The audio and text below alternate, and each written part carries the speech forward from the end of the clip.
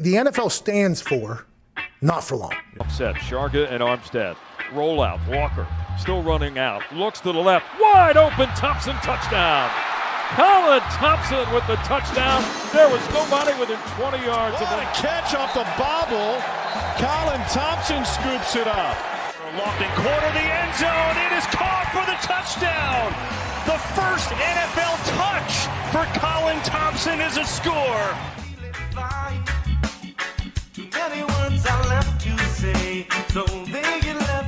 What's up, everybody? Welcome back to another edition of the Colin Thompson Show, presented by Not For Long Media. Brought to you by our friends over at the Fudge Kitchen. They ship fudge and sweet treats across the country. FudgeKitchens.com. Check them out. A great little gift. Mixing things up. Always a great mix-up. I love sending people fudge, chocolate, sweet treats. Always a little bit better than your normal gifts for the holidays or for birthdays or for whatever it may be. Valentine's Day is coming ever so quickly. So breaking news in the college football world, of course, Nick Saban stepping away from college football. First thing comes to mind is a fun story of my recruitment back in the day from Alabama and Nick Saban calling my head coach in high school, Steve Devlin. So I was in the weight room and Coach Devlin comes in the weight room, pulls me out of it, says, "You need to come see me in the office." I thought I was in trouble. I've always had that guilty conscience on me. And Coach Devlin hands me the phone. He said, "It's Nick Saban from Alabama. Go." And I talked to Coach Saban for probably about 30 seconds. It wasn't really long, but hey, man, we're going to offer you a full scholarship. I think you're a great player. I think you'll be a great player for us at Alabama. Let's get on a Zoom call and let's start the recruiting process and get to know each other a little bit more. We really never Zoomed after that again. A little bit of contact here and there, but the recruitment kind of took off at the University of Florida because of several reasons.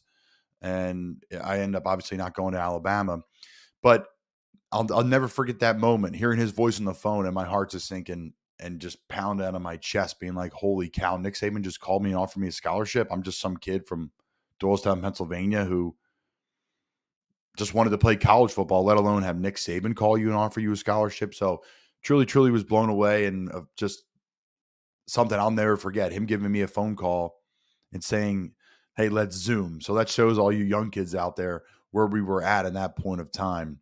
For sure. They ended up sending up a recruiting coordinator or maybe a position coach who ended up like filming everything we did in the weight room and was like really up close and personal more than any other coach in the recruiting process. I don't know if that was legal or not. I think it was, but it was definitely a unique tactic, and they were one of a kind recruiters, and something I'll never forget about Nick Saban.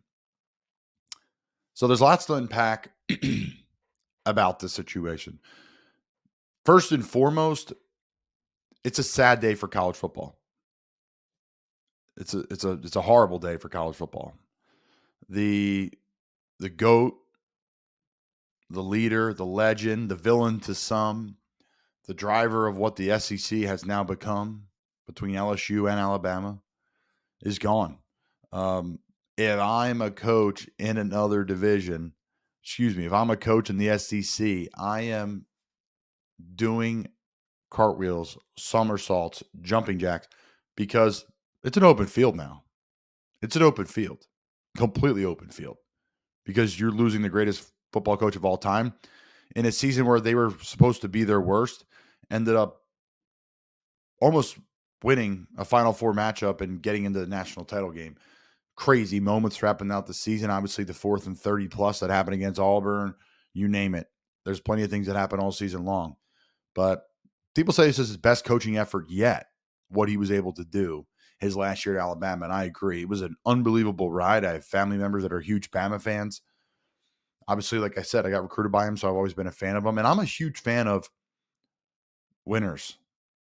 I'm not the guy that gets bored with the same people winning. To me, it gets cooler and more impressive. I don't know what it is. I guess I've been on a lot of losing teams, and I've been on some winning teams too, but man, it is hard to win. It is hard to win consistently year after year after year, decade after decade.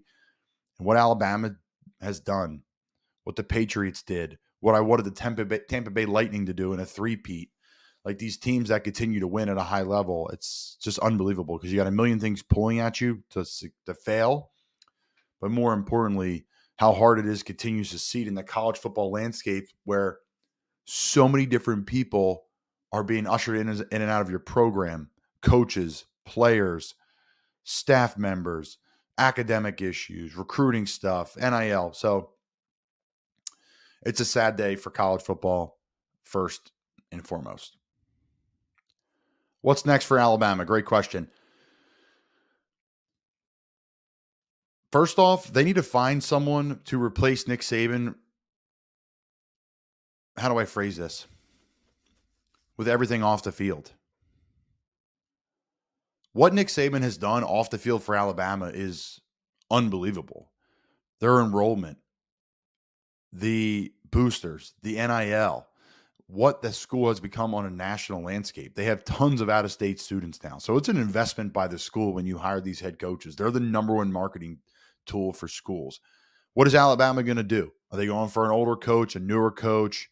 If I'm one of these coaches in the SEC or the Big Ten that may want to jump there or may have an opportunity there, well, maybe pause, because where you're at may be better, and you may have a chance to actually now beat Alabama, where before you had way less of a chance. So some popular names that are going to come up: Lane Kiffin, Dabo Sweeney, Dan Lanning at Oregon, Mike Norvell at Florida State. Some names that could come up that who knows which way they're going to go. Obviously, Deion Sanders, Chip Kelly, Matt Rule, Will Muschamp's, I think, is a unique one, who coached under Saban. He's been the DC at Georgia. He was the head coach at Florida, recruited me and played for Will.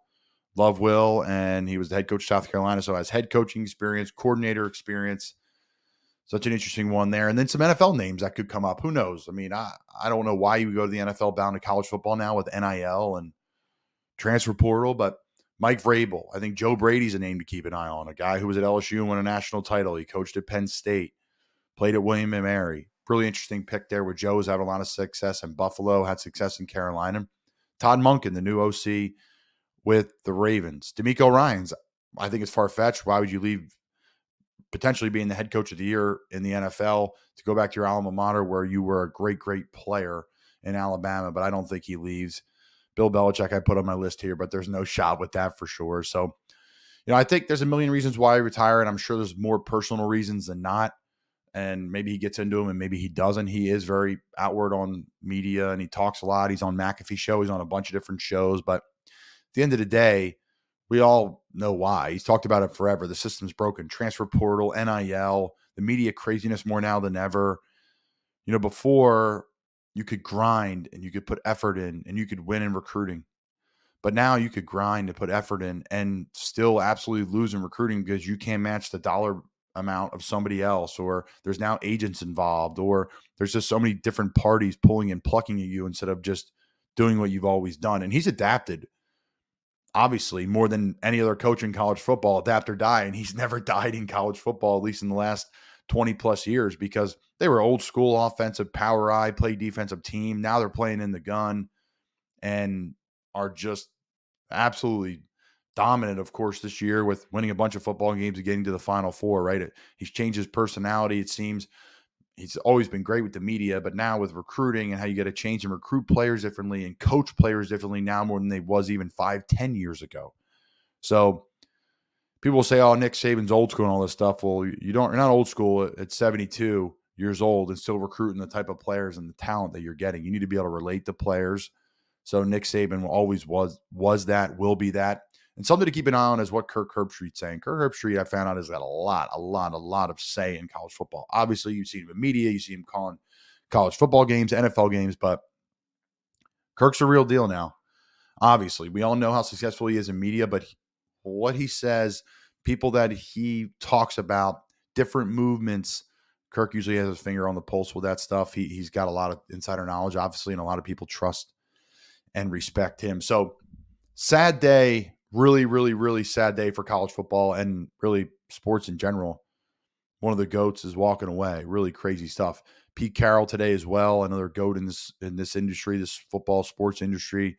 Mike Vrabel yesterday, just craziness there too. So a lot of change in the football atmosphere, and within the last 72 hours, there's been chaos. And I think in the next 72 hours, there's going to continue to be chaos. Really something to look at this weekend is these playoff teams. These playoff teams, Are all these coaches going to keep their job, or are all these coaches going to stay where they're at? Win or lose, are all these coaches in the NFL going to keep their job or stay where they're at? And I said it on my broadcast yesterday. A lot of my opinions I can't share because I'm trying to get back in this league. I'm going to give it another shot, give it another year. Why not? I love the game. I'm in the best shape of my life. I feel great. I'm going to keep playing, see if I can get an opportunity. But there's going to be some changes with some people and some primes of people. And the Pete Carroll one surprised me. I mean, that's shocking, but understood, in the 70s and things like that. So tough day in college football. Tough day for college football. Hey, guys, looking for financial advice, check out our friends over at Wealth Advisory Services. They've been fantastic to me. Shoot me a text, DM. I'll put you in touch with Paul and their team. They've just been great, honestly. I talk about them all the time in here. They've been one of my sponsors all the way through. But really, I work with them personally. My family works with them personally for a decade now plus. And, they support the show, but really, they support me, my family, buying houses, investment, helping businesses with 401k planning, short-term investment, long-term investment, different things you're doing. They're going to help you achieve your goals. Check them out, wealthadvisoryservices.com. If you don't know them, you should. If you don't know them, you can shoot me a text or DM me. I'll send you their contacts personally. Truly, truly fabulous, fabulous, fabulous people. All right, so Dan Quinn is up for multiple head coaching jobs now. Second, third year in a row. DQ has been on the open market and kind of waiting for the right job and the right opportunity. We'll see if that fits him. He had interviews last year and turned them down. But I thought it was fitting to talk about Dan Quinn and the type of person he is and just share a little story about Dan Quinn when he was defensive coordinator of Florida and he recruited me, on story on the beginning and story on the end. So in the beginning, we had the normal home visit. Derek Lewis, Dan Quinn, and Will Muschamp come to my parents' house. We have family there. We have friends there. We have pasta and meatballs. My grandma was making the homemade meatballs, and she's all stressed out that all these coaches are coming. And now to this day, we'll be watching football. My grandma was like, hey, that's Dan Quinn. They're always showing Dan Quinn in the booth. She's like, I made meatballs for him. Yes, you did, Graham, and they were really good, the best she ever made. So Dan just came into the house and was just, he's kind of from the Northeast. He's got that great big personality, the great big smile, the big embrace and the hug and the toughness, the guy that you want to play for that's going to hold you accountable, but also is super smart and works super hard. Like, that's Dan Quinn. Very personable, very positive, very uplifting. So that's kind of my first story. My second story, I was leaving Florida and I had a bunch of lower body injuries and I was a mess, like physically not in great shape. I couldn't really run or do any cardio. Like, it was just not good. And that's why I ended up leaving Florida, medically disqualified. So Dan was leaving for the NFL, or maybe he was in the NFL already and he came back. Maybe he was in Seattle scouting. I think he was. And he saw me training as I was transferring Florida. And he kind of put his arm around me and he was like, all right, now you're starting to look like an NFL tight end. I'll never forget that. And that kept me moving, like, okay, you know what? Maybe I am making some progress and going in the right direction, because I was at rock bottom in Florida. Their medical staff said I'll never play football again. So to hear that from Dan, that motivated me. And then lastly, we were playing Atlanta. This is 2021, I believe. 2020, 2021, one of those seasons, DQs last year. And right before the game came up to me, like, gave me a giant hug. He just like, dude, I'm so proud of you. I can't believe we're on this field together. Like, where we were when we both left each other to here now is something I'll never forget. And just gave me a huge hug. And then I hugged him right after the game and told him I loved him. He told me he loved me. And again, we were real close in the recruiting process. And one was the main reasons why I went to the University of Florida, a decision that changed my life for the good forever. And I'll never forget that. And he got fired, like, whatever it was, an hour later by, the Atlanta Falcons franchise. So that just shows you the character of that man after losing to us in Carolina, to be tough, to just be a legend of the game. That's DQ. And whoever gets Dan Quinn is getting a caring, loving, compassionate, just a guy who gets it in this football business about family and building relationships and doing it the right way. DQ is fantastic. You saw what he did in Atlanta. They made it to the mountaintop, and then, things didn't go the way they went. But man, oh man, DQ, whoever gets them, you're really blessed to have that type of person in your building as a head coach. I'm going to talk about another candidate now that's up for jobs, and that's Steve Wilks. Steve Wilks, to me, is the perfect person for the Carolina Panthers jobs. I don't know if he's interviewing for the job or not. He interviewed for the job last year. He was the interim head coach for the Panthers last year. Chris Tabor he interviewed for the job. But, I've already talked about Taves on this broadcast, how much I love him. But Steve Wilkes is the perfect person for the Carolina Panthers head coaching job.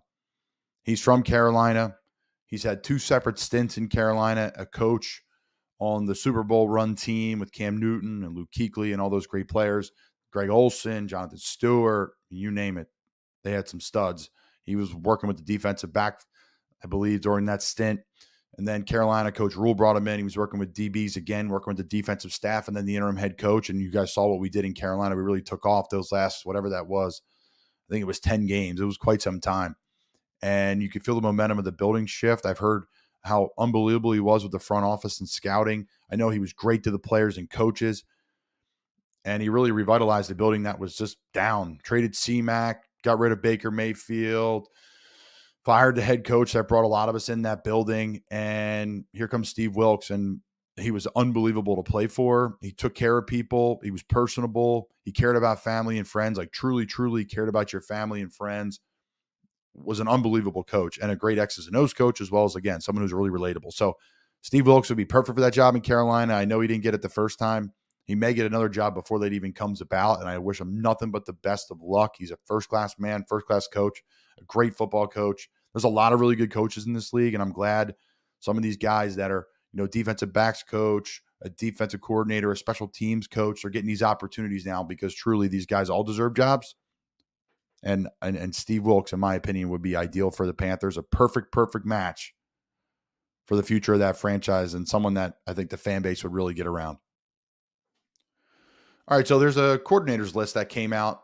The NFLPA, people say some of the best things that the NFLPA has empowered players with is the power for us to vote. And what does that mean? To vote on different things inside the building. Last year, stuff came out about buildings and coaches, and I'm talking facilities where players are, the facility, the place you call home, 10 months a year, and vote like, what's the meal staff like? What's the training staff like?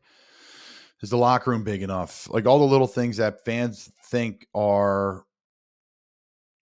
state of the art, but they're not. It's not college football. There's recruiting, and you're trying to get these parents sold and get these kids sold on academics and the big hot tubs and cold tubs and all that stuff. Like the NFL doesn't have to do that at all, especially the ones that keep on winning. People reinvest back into their franchise, but they don't really need to some extent. Like they own it. It's not college. You're not recruiting. You're drafting kids and you're getting free agents. So usually if you can pay the most, you get the free agent at the end of the day anyways. But a lot of NFL facilities are updated and are really nice. Minnesota was incredible. That's a brand new facility to some extent. I was there in training camp, as you guys know, and that one really, really, truly blew me away. All I've done is talk about how awesome that franchise was. So, okay, let's unpack this list that the NFLPA put together, because I think it's really cool. They asked players to kind of dive in on the top coordinators and give a vote on what they think the top coordinators are. Now, I wish they gave out the full list, because I think they should. So the top 5 defensive coordinators: Aaron Glenn, Detroit Lions; Steve Wilkes, San Francisco 49ers; Dan Quinn, Dallas Cowboys; Brian Flores, the Minnesota Vikings; Raheem Morris with the Rams. Now, I've played for Wilkes, Quinn, and Flores. Now, I was on the offensive side of the field for Flores, but I got to face his defense every day in training camp. Steve Wilkes should be an NFL head coach. I think he'd be perfect for the Carolina Panthers. Dan Quinn should be an NFL head coach. Would be perfect for a lot of great franchises. Brian Flores was a head coach, should be an NFL head coach, a leader, competitive, tough.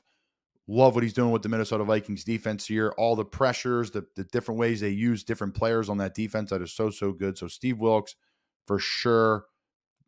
Toughness, grit, relatability to players. I think Dan Quinn's got the very, very similar attributes: toughness, grit, relatable. Love DQ, and Brian Flores too. A lot of very similar attributes between those defensive coordinators. Again, I'm just talking about the guys that I work with in particular. All right, let's move over to the offensive side of things. Top 5 offensive coordinators: Frank Smith, Miami Dolphins; Thomas Brown, Carolina Panthers; Brian Schottenheimer, Dallas Cowboys; Brian Callahan, Cincinnati Bengals; Kellen Moore, LA Chargers. All right, so I played for one person on the list, and that's Frank Smith of the Miami Dolphins. Frank Smith voted the #1 offensive coordinator in the NFL. First off, he may not be the exact play caller for the Miami Dolphins, but I know he's got his fingerprints all over it, especially the run game. This is a guy who's a tight end coach, offensive line coach. He's like a gritty, tough guy, but also super fun and personable and relatable. Frank Smith's a great, great NFL candidate. Will be a great head coach. Super humble. Check out some of his press conferences. Like a guy who was just working his way up from Division III football to now being one of the top offensive coordinators in the NFL and getting a bunch of opportunities to be an NFL head coach, which is awesome. And it brings a smile on my face because Frank's one of the best people you're going to meet. Truly, genuinely cares about his players. He was my tight end coach with the Bears in 2017 for 8 weeks on the practice squad before John Fox's staff got let go and Frank moved on, and has been really a rocket ship ever since that moment. So Frank's great. I wish Frank nothing but the best, and I'm sure he'll be a head coach in the NFL sometime very soon. All right, so the top 5 special teams coordinators. This one tugs on the heartstrings for me for sure. John Fossil, Dallas Cowboys, notoriously known for all the fakes and all the things he did with Johnny Hecker out with the Rams. Chris Tabor, Carolina Panthers. Matt Daniels, Minnesota Vikings. Dave Fitt, Detroit Lions. And Darren Rizzi, New Orleans Saints. So I played for Chris Tabor with the Panthers. Obviously, I've talked about him on here before. I think he's a fantastic candidate, and I think all these guys should be up for an NFL head coaching job. Special teams coaches know the rosters more than any other coach on the staff. They truly work with every player and try to find, if not knowledge from a player, they're going to find a way for that player to help them on special teams because you don't have a lot of players to work with. So Chris Tabor, absolute legend, huge personality, fun to play for, but also tough and has the old school and will get after you a little bit in a good way because he's a great teacher, mentor, and he holds guys accountable. It has a blast too, like the perfect blend of like what you'd want in a coach. Chris Tabor's it. Matt Daniels, Minnesota Vikings. You're going to hear more about this guy as you continue to move forward through the NFL, as your fandom continues to grow. The Minnesota Vikings and what they're doing, I've had just nothing but praise for that organization. Matt Daniels will come in. He's got the little light music playing in the background. He's got engagement with the room. There's different ways we break it down, different chants, different cheers, different engagement. Guys are picking music. But at the end of the day, it's all about ball, all about getting people comfortable with each other, comfortable with the coaches, willing to take coaching. That's what Matt Daniel does in Minnesota. He's a fantastic coach, and it's really cool to see him get the recognition on the list voted by the players. Darren Rizzi, New Orleans Saints. This guy's a legend in this league. Guys have talked about him forever. Every coach talks about him in Miami, there in New Orleans. New Orleans special teams is always one of the best in the leagues. Really good returners, guys that can block kicks. So I just wanted to go through the list because I feel like it was in my wheelhouse a little bit to talk through these coordinators and people that I played with and bring some more insight into what's to come. So the NFLPA also put out a all-pro first team. Players Association got the vote. So players could not vote for themselves or for their own team. Only active NFL players were eligible to vote. Each player can only vote once. If a player missed 5 or more games as of week 15 of the season, they were ineligible for a spot on the team. Players voted for the position group they play in and line up against on the field. For example, centers could vote for the best center, the best nose tackle, the best interior defensive lineman, and the best off-the-ball linebacker in the league. For special teams or corner or core teamers category, various players, leaders from each locker room nominated their 2 spot players for that ballot. So the obvious ones here, Lamar, Christian, Kyle Juszczyk at fullback, CeeDee Lamb, tight end Travis Kelce, Trent Williams, Batonio and Tyler Smith tied, Jason Kelce, Zach Barn, Lane Johnson. The only one I have an issue with from this entire list, and I think he's one of the greatest, if not one of the best tight ends of all time, is Travis Kelce. Travis Kelce this year still had a great year in Kansas City. Don't let all the drama get in your way. He always has some drops here and there. He always has some fumbles here and there. He's a freestyle, loosey-goosey, creative player, and those players sometimes drop passes and have fumbles and aren't looking quote-unquote clean as crisp as a George Kittle, who I think should have been the first team All-Pro voted by the players. George Kittle, to me, is the best tight end in the NFL. Complete all-around dominance, blocking, pass protection, screen game, route running. He lines up outside by himself and can beat people one-on-one. He can line up in line, make it look like he's blocking and run an over route and catch a ball and go score. George's explosiveness is just ridiculous. The things he can do in that position, being ultra physical and then ultra explosive, and then he's just a freak. I think personally, him and Gronk are the best 2 to ever do it. I mean, it's ridiculous. So I think the only thing that was wrong on this list would be Travis Kelce. Yes, he's one of the best, if not the best all time. In some years, he should be on this list. But this year, I think George Kittle earned it. He's always been second fiddle to Kelce. This year, I think, and this year just particularly, he took a step above him just on this season. So super impressive, and also by the NFLPA, allowing players to chime in and make their vote, because I think that's really, really cool. And I think that's a great way for, the players to have their voice be heard, because the media votes on all this stuff, really. And that's cool and all, but at the end of the day, like we all know, like the players are watching the tape, the players are watching the film, they're looking across and seeing who the other players that are really good in their position are, and then trying to find a way to get them involved in what they're doing in their game, because they want to get better and go about it a different way. So a lot of craziness the last couple of days in the football world. Obviously, college football came to an end. That's sad. The NFL season is really just getting started with the playoffs. That's going to be crazy. This coaching carousel is nuts. Like nothing I've ever seen before, with the bigger names just attached to it. Pretty crazy. And I think we're going to just, like I said, I think we're just seeing the beginning of it. There's going to be changes for these teams that are in the playoffs. This Nick Saban thing, no, this is a huge blow. I think people are just absorbing it right now and saying, man, this stinks. And, oh, man, it's a bummer. And who's going to be the replacement and all this different stuff. But at the end of the day, it's going to leave a massive hole in college football, what we know today. Nick Saban is on the Mount Rushmore. He is the only thing, really, truly, when it comes to what he's done for college football in the last 30 years. I mean, it's crazy. 25 years, whatever it was, his run between Michigan State, LSU, Alabama. He's one of the best, if not the best, football coach of all time. And in this media consumption world we're in today, we consume so much stuff. And my timeline's just consumed by him at a podium, constantly talking about leadership, mentorship. And you could see why the guy just produces and pumps out, more first-round picks than anybody in the history of college football, plus I think 10 or 15, whatever it was, above Joe Pa. So I digress. I want to jump on here tonight and talk about it. There's a lot going on in the sports world. A lot of people are texting, calling, thoughts, and giving me a bunch of stuff, but I really wanted to, feel it out and talk about it and get some of these group texts that I've been in to kind of bring them to life and talk about a few things. So thanks for tuning in. Thanks to the Original Fudge Kitchen for your support. Thank you to Wealth Advisory Services for your support. Touch base with me, guys, with any questions, comments, or concerns. More to come with my show. I appreciate everybody tuning in and working through the technical difficulties the other night. Again, can't thank you all for your support at Not For Long Media. Check out all our shows. And I hope everyone has a great night. And I don't think college football will ever be the same.